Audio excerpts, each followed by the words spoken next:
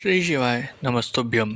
स्वागत है आपका शिव पुराण श्री रुद्र संहिता तृतीय खंड 31वें अध्याय में सप्त ऋषियों का आगमन और हिमालय को समझाना। ब्रह्मा जी बोले, ब्राह्मण के रूप में पधारे स्वयं भगवान शिव की बातों का देवी मैना पर बहुत प्रभाव पड़ा और वह बहुत दुखी हो गए। मैं अपने पति हिमालय से कहने लगी कि इस ब्राह्मण ने शिवजी की निंदा की है। उसे सुनकर मेरा मन बहुत खिन्न हो गया है। जब भगवान शिव का रूप और शील सभी कुत्सित हैं तथा सभी उनके विषय में बुरा ही सोचते हैं और उन्हें मेरी पुत्री के सर्वथा अयोग्य मानते हैं, तो मैं अपनी प्रिय पुत्री का हाथ कदापि उनके हाथ में नहीं दूंगी। मुझे अपनी पुत्री अपने प्राणों से भी अधिक प्रिय है। यदि आपने मेरी बात नहीं मानी तो मैं इसी समय विष खा लूँगी और अपने प्राण त्याग दूंगी। साथ ही अपनी बेटी पार्वती को लेकर इस घर से चली जाऊंगी। मैं पार्वती के गले में फांसी लगा दूंगी, उसे वनों में ले जाऊंगी तथा किसी सागर में डुबो दूंगी, परंतु किसी भी हालत में उसका ब्याह पिनाकधारी शिव के साथ नहीं होने दूंगी। यह कहकर देवी मैना रोती हुई तुरंत कोप भवन में चली गई और उन्होंने कीमती वस्त्रों आभूषणों का त्याग कर दिया और जमीन पर लेट गई। जब इस विषय में भगवान शिव को जानकारी हुई तो उन्होंने सप्त ऋषियों को याद किया। वे तुरंत ही वहां आ गए। तब त्रिलोकीनाथ भगवान शिव ने सप्त ऋषियों को देवी मैना को समझाने की आज्ञा देकर उनके घर भेजा। त्रिलोकीनाथ भगवान शिव का आदेश मिलने पर सप्त ऋषि उन्हें श्रद्धापूर्वक प्रणाम करके आकाश मार्ग से पर्वतों के राजा हिमालय के राज्य की ओर चल दिए। सप्त ऋषि जब हिमालय के नगर के निकट पहुँचे तो वहाँ का ऐश्वर्य देखकर उसकी प्रशंसा करने लगे। वे सातों ऋषि आकाश में सूर्य के समान चमकते हुए जान पड़ते थे। उन्हें आकाश मार्ग से आता देखकर हिमालय को बहुत आश्चर्य हुआ। शैलराज सोचने लगे कि इन तेजस्वी सप्त ऋषियों के आगमन से आज मेरा संपूर्ण राज्य धन्य हो गया। तभी सूर्य तुल्य तपस्वी सप्त ऋषि आकाश से उतरकर पृथ्वी पर खड़े हो गए। गिरिराज हिमालय ने दोनों हाथ जोड़कर और अपना मस्तक झुकाकर आदरपूर्वक उन्हें प्रणाम किया और उनका पूजन तथा स्तुति की। तत्पश्चात गिरिराज हिमालय ने कहा कि आज मेरा घर आपके चरणों की रज पाकर पवित्र हो गया है। मेरा जीवन आपके दर्शनों से धन्य हो गया है। फिर आदरपूर्वक हिमालय ने सप्त ऋषियों को आसनों पर बैठाया। हिमालय बोले, आज मेरा जीवन सफल हो गया है। आज मेरा सम्मान इस संसार में बहुत बढ़ गया है। जिस प्रकार अनेक तीर्थों के दर्शनों को पुण्य कमाने का स्रोत माना जाता है, उसी प्रकार आज मैं भी पवित्र तीर्थों के समान वंदनीय हो गया हूँ। हे ऋषिगणों, आप साक्षात भगवान विष्णु के समान हैं। आपने हम दीनों के घरों की शोभा बढ़ा दी है। आज मैं स्वयं को संसार का सबसे महत्वपूर्ण व्यक्ति मान रहा हूँ। यद्यपि मैं एक तुच्छ अदना सा मनुष्य हूँ, फिर भी मेरे योग्य कोई सेवा हो तो मुझे अवश्य बताएं। आपका कार्य करके मुझे हार्दिक प्रसन्नता होगी। सप्तऋषि कहने लगे, हे शैलराज, भगवान शिव इस संपूर्ण जगत के पिता हैं। वे निर्गुण और निराकार हैं। वे सर्वज्ञ हैं। वे ही परम ब्रह्म परमात्मा हैं और वे ही सर्वेश्वर हैं। वे ही इस जगत का आदि और अंत हैं। आप भली भांति त्रिलोकीनाथ भगवान शिव के विषय में सब कुछ जानते ही हैं। वे भक्त वत्सल हैं और सदा ही अपने भक्तों के अधीन हैं।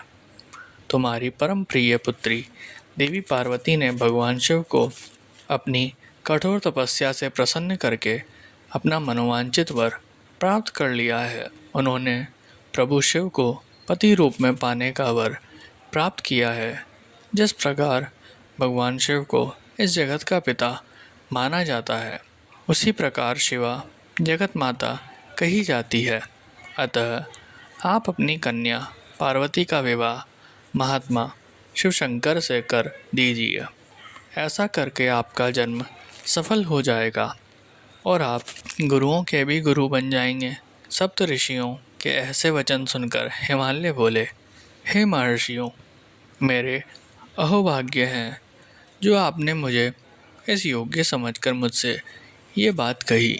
सच कहूँ तो मेरी हार्दिक इच्छा भी यही है कि मेरी पुत्री का विवाह भगवान शिव के साथ ही हो, परंतु एक परेशानी यह है कि कुछ दिनों पूर्व एक ब्राह्मण देव हमारे घर पधारे थे। उन्होंने भक्त वत्सल भगवान शिव के विषय में अनेक उल्टी सीधी बातें की। उस वैष्णव ब्राह्मण ने शिवजी की घोर निंदा की। उन्होंने उन्हें अमंगलकारी बताया। ये सब बातें सुनकर मेरी पत्नी देवी मैना की बुद्धि पलट गई है। उनका समस्त ज्ञान भ्रष्ट हो गया है। अब वह अपनी पुत्री पार्वती का विवाह परम योगी रुद्रदेव से कदापि नहीं करना चाहती है। हे सप्तऋषियों, वह जिद करके बैठी है कि वह अपनी पुत्री पार्वती का विवाह भगवान शिव से नहीं करेगी। इसलिए वह लड़ झगड़ कर सभी आभूषणों तथा राजसी वस्त्रों को त्याग कर कोप भवन में जाकर लेट गई है। मेरे बहुत समझाने पर भी वह कुछ नहीं समझ रही है। आपसे सच सच अपने दिल की इच्छा कहूँ तो उन वैष्णव ब्राह्मणों की बात सुनकर अब मैं भी नहीं चाहता कि मेरी पुत्री का विवाह शिवजी से हो। नारद, इस प्रकार भगवान शिव की माया से मोहित होकर गिरिराज हिमालय ने ये सब बातें कही और यह कहकर चुप हो गए। तब सप्त ऋषियों ने कोप भवन में लेटी हुई देवी मैना को समझाने के लिए देवी अरुंधति को भेजा। अपने पति की आज्ञा पाकर देवी अरुंधति उस कोप भवन में पहुंची, जहां देवी मैना रुष्ट होकर पृथ्वी पर लेटी हुई थी और पार्वती उनके पास ही बैठकर उन्हें समझा रही थी। साध्वी अरुंधति बड़े ही मधुर स्वर में बोली, देवी मैना, उठिए, मैं अरुंधति और सप्त ऋषि तुम्हारे घर पधारे हैं।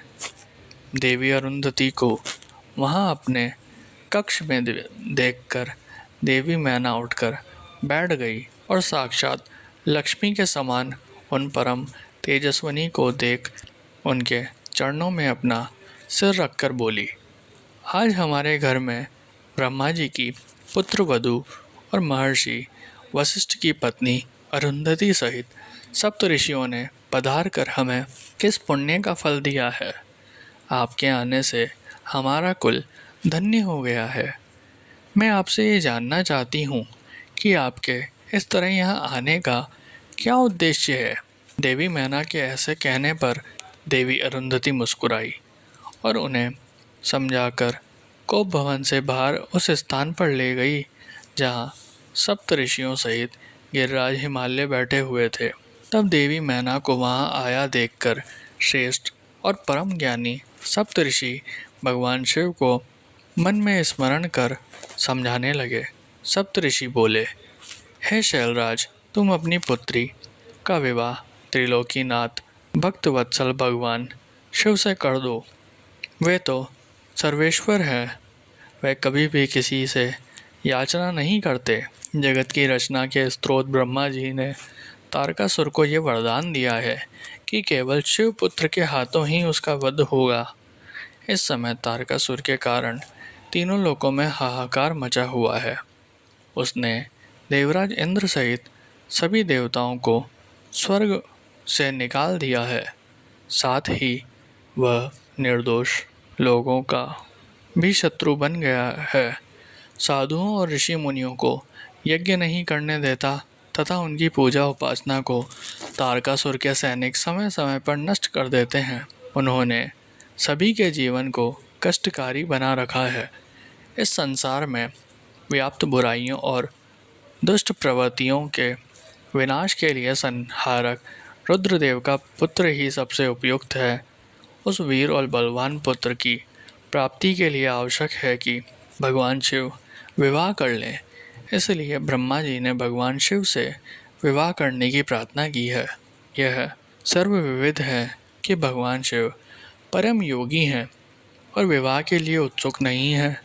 तुम्हारी पुत्री पार्वती ने भगवान शिव की कठोर तपस्या करके शिव को अपना पति बनाने के लिए वर प्राप्त किया था। यही कारण है कि महादेव जी देवी पार्वती का पाणी ग्रहण करना चाहते हैं। सप्त ऋषियों की यह बात सुनकर हिमालय विनयपूर्वक बोले, हे ऋषिगण, आपकी बातें सही है, परंतु जहाँ तक मैं जानता हूँ शिव जी के पास न तो रहने के लिए घर है, न ही कोई नाते रिश्तेदार हैं और न ही बंधु बांधव है। उनके पास कोई राजपाट भी नहीं है और न ही वह ऐश्वर्य और विलासिता का जीवन ही जीते हैं। आप वेद विधाता ब्रह्मा जी के पुत्र हैं, इसलिए मैं आपका आदर और सम्मान करता हूँ। आप परम ज्ञानी हैं और ये जानते हैं कि जो पिता काम, मोह, भय अथवा लोभ के कारण अपनी कन्या का विवाह अयोग्य वर से कर देते हैं, वे मरने के बाद नरक के भागी होते हैं। इसलिए मैं कोई ऐसा कार्य नहीं करना चाहता जिससे मैं नरक का भागी बनूं। मैं अपनी प्रिय पुत्री पार्वती का विवाह स्वेच्छा से कभी भी शूलपाणी शिव के साथ नहीं करूंगा। यही मेरा और मेरी पत्नी मैना दोनों का फैसला है महर्षियों, आप परम ज्ञानी और समझदार हैं, इसलिए हमारे लिए उचित विधान को बताकर हमें कृतार्थ करें।